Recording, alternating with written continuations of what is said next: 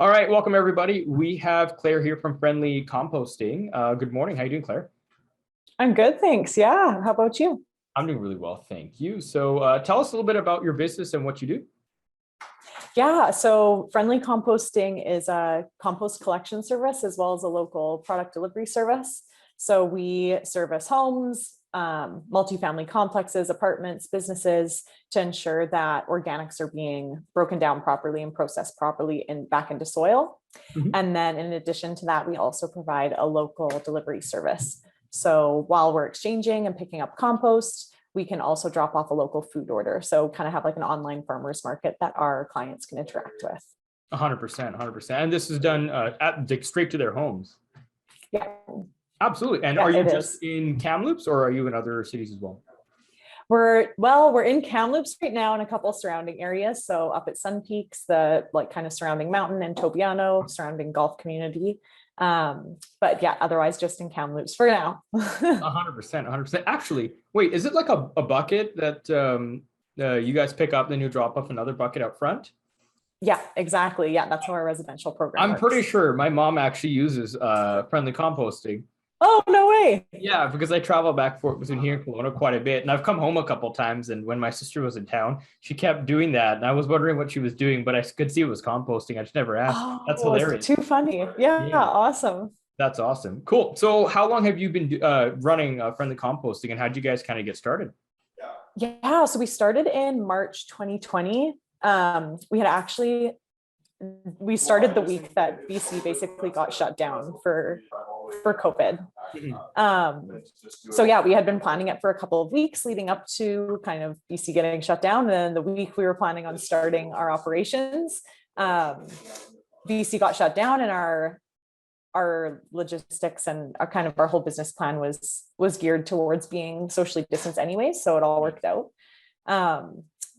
But yeah, we started off, we were just like, we're learning more about sustainability, my business partner and I, Katie, and we were living together at the time in an apartment.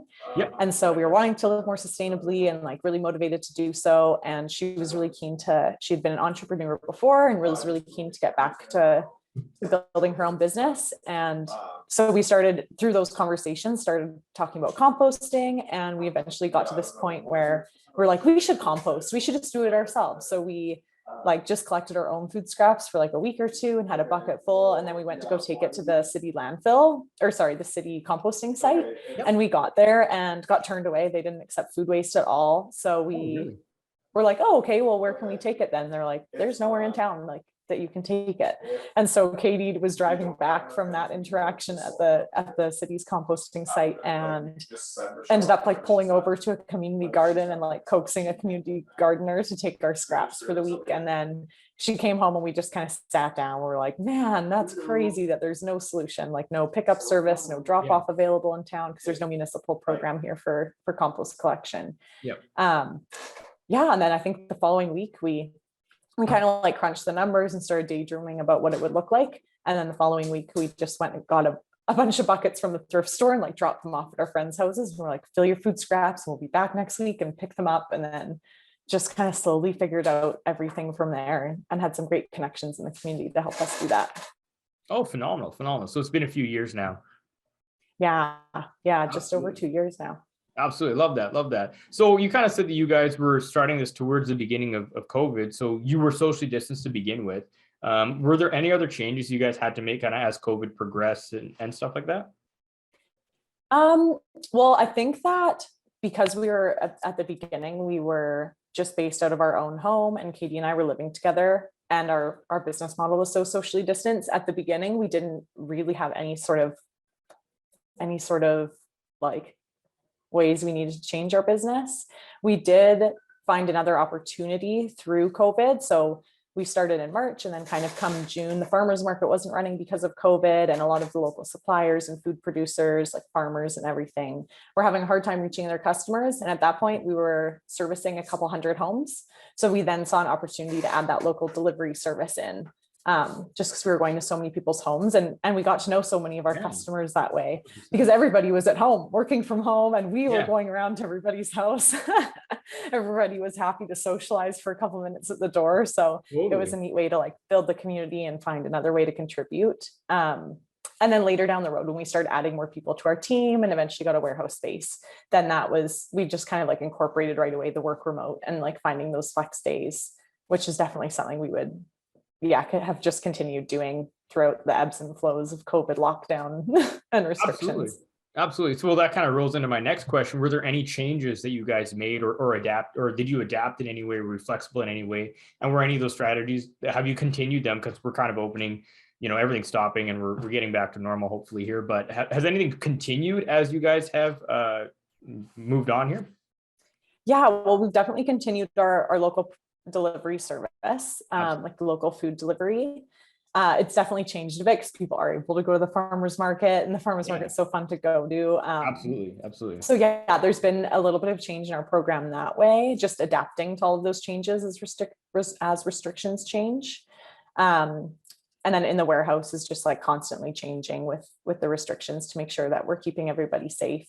But yeah, definitely like the work remote and the flex days and just like trying to be flexible with our team that way is something that we're like really happy to stick to, and happy that so many other businesses have jumped on board with that as well. So like meeting over Zoom is just like way more normal now, and like, taking meetings remote and just like not having to meet in an office all the time. So that's something we're definitely happy to continue with. Awesome. I love that. Absolutely. Now, this is kind of a loaded question, this next one, but, try to, if you can't think of, if there's a lot of things, just try to think of one. What's been one of your biggest learnings since you've been a business owner? Oh, probably,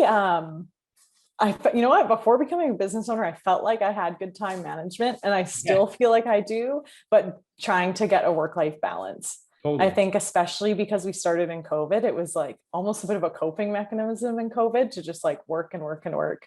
And I feel very grateful that I had something to pour my time and energy into during COVID that I was passionate about.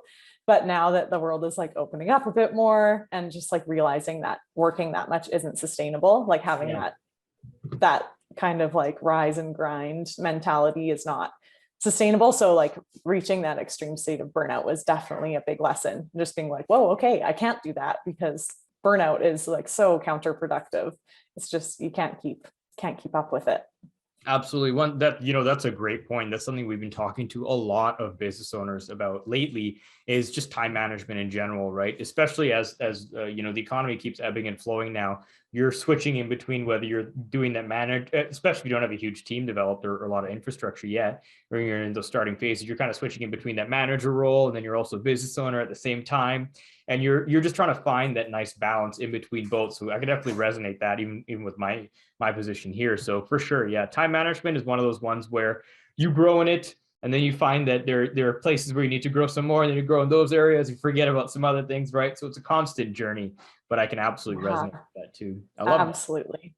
Especially right at the beginning, where you just want to say yes to everything. Absolutely. Yeah. That's trying to get things off the ground. Time management. Absolutely. Like learning to say no, or like how to decide if you're going to say yes or no. Like that's a decision process as well. Love that. What would be, we're just getting pretty close to the end here of our last few questions. What would be one of the best ways for people to get in touch with you? Or is there any offers that you have for us today? Or if people want to get involved with the program too, how would they kind of get in touch with you guys? Yeah, definitely shoot us a message or email or social media.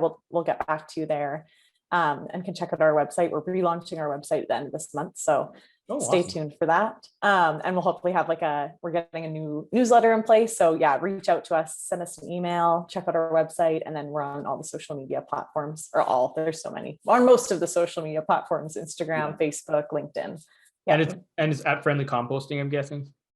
Yeah, at Friendly Composting or at friendlycomposting.ca. Perfect. Now, last one here. This is another one of those loaded ones. What is most inspiring to you today? Ooh, probably our community, like our community within our team, and beyond that. We've connected with so many amazing people who are doing great things in our community, and have been able to connect with them and get to know them and see them support us, and see them just like make really cool things in our community happen. So being able to meet all of those like-minded people and have them come together for a common cause and brighten the community in a big way. Absolutely. No, I love that. That's it's so cool. The more I do these interviews, the more I hear the just that exact thing said in just different ways. So I love that. That's phenomenal as well. Well, thank you so much, Claire. It's been great to get to know you today and chat with you on this little interview here. And yeah, we'll have Claire's information, Friendly Compostings, below this video in the newsletter too, so y'all can get in touch with her there.